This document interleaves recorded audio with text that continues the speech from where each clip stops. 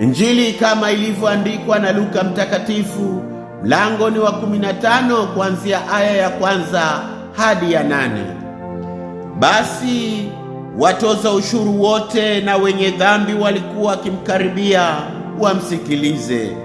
Mafarisayo na waandishi wakanung'unika wakisema, mtu huyu wakaribisha wenye dhambi, tena hula nao.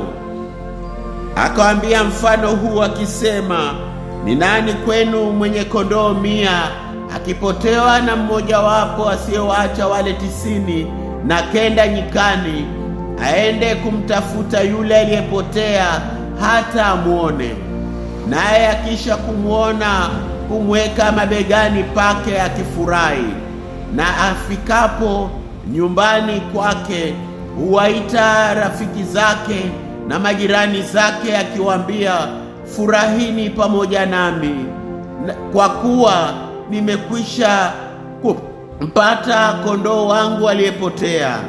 Nawaambia, vivyo hivyo kutakuwa na furaha mbinguni kwa ajili ya mwenye dhambi mmoja atubuye, kuliko kwa ajili ya wenye haki 99 ambao hawana haja ya kutubu. Na hii ndiyo Injili ya Kristo.